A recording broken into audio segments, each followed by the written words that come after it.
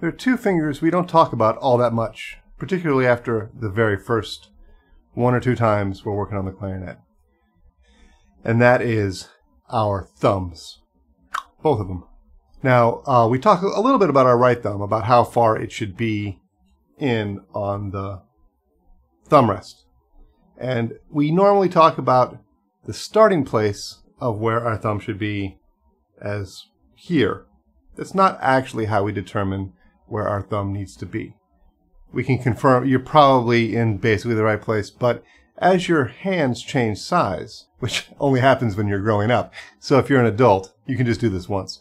And that is, put your fingers where they go on the clarinet, and then put your thumb in the most natural position, which for most normal-sized people, it's right about there. A little bit on the nail, a little bit over on the skin. Because what we want to do when we take our clarinet out of our hands, we want it to look just about like that. Slight curve in the fingers, and our fingers and our thumb are going to be basically coming down on top of each other. Right, so that's how it looks. I took some still shots. I'm going to put them in here so you can see that. But again, the starting place is where these fingers go. They go right on, they have a more specific place they need to go. So you put them there, and you put your thumb in after that. And that's how you figure out where it's the right place for your thumb, because that's putting your moving fingers in exactly the right place. And there you have it. Because if we're too far over, then that puts our fingers naturally not over the holes. We don't want that. So start from the most important place, which is fingers over the holes. Slide your thumb in where it goes. If you've already been playing clarinet for a while, just confirm where you are, figure that out, because getting the holes covered, one of the primary most important things about playing the clarinet. Don't you know it? And starting from the end result is a better way to get the real place which our thumb needs to go. And again, we want it to be like a letter C. Right on the clarinet, and that's where our thumb goes. Everyone's hands are a different size, so everybody's going to have a little bit different of a spot. Generally speaking, it will be right about there on your thumb. So let's talk about the thumb that nobody really talks about. I've heard myself talk about this a lot. I haven't heard other people talk about this. I've got passionate feelings about this. Let me share them with you.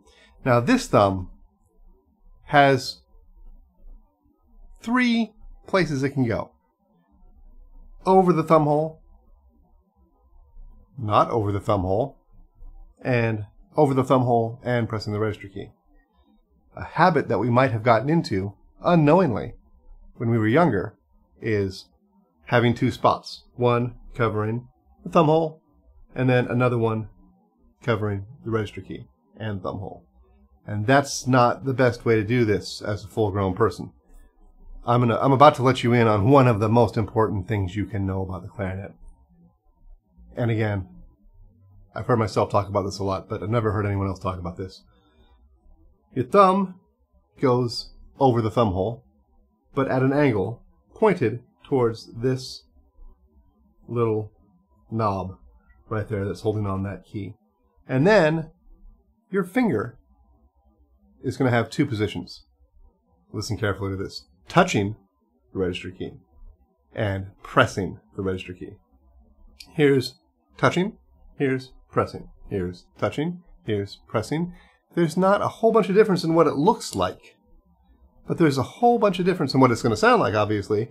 But then your finger is never really moving out of position. Then when you take it off, or the secret 4th position when we're playing B flat, I still am touching this ring.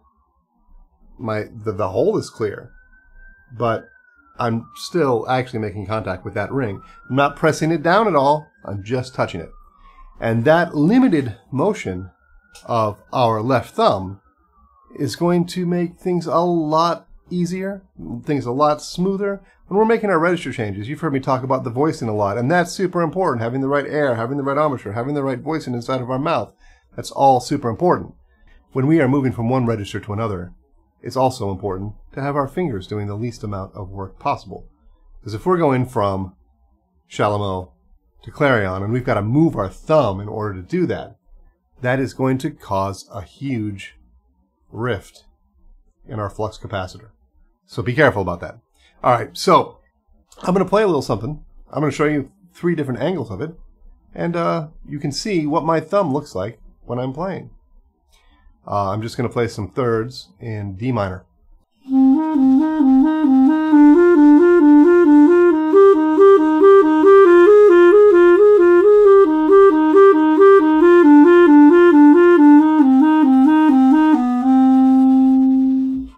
Now I'm going to turn to the side, play it again. I'm not going to move my microphone though, so it's going to sound a little different. Okay, here we go.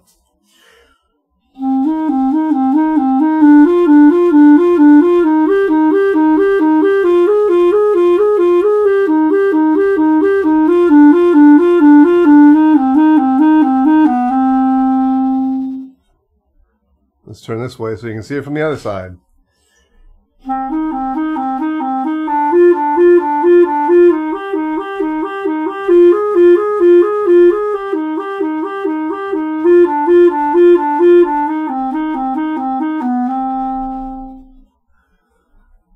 So when you start to experiment with this, one of the things you're going to find is that your technique's going to get a little uneven. And that's okay, because we are actually changing the amount of distance we're traveling with our fingers, and that is going to mess us up for a little bit. But what you're going to find, I'm certain of it, is that you're going to have much less motion in your left hand. That's one of the things that we want to have, is less motion in our hand. And that's going to promote less motion, unneeded motion for sure, in our left hand. And that's a good thing, because we want to keep our hand close to all these keys. And if we're not pulling our thumb out too far, then we can't really move the rest of our hand too much. That's going to really, really help us in a sort of subconscious underground way. Do an experiment where we figure out how far can this thumb be to the thumb hole without messing up the note. So let's play a G.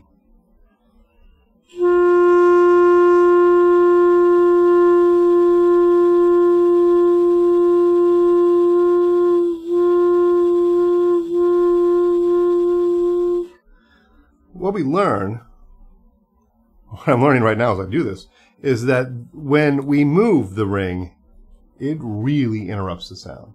Prior to that, it doesn't.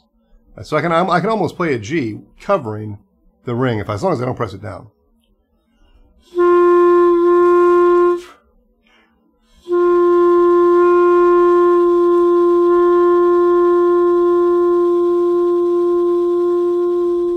It's really only when I get my finger totally covering it that it makes a difference that's unacceptable.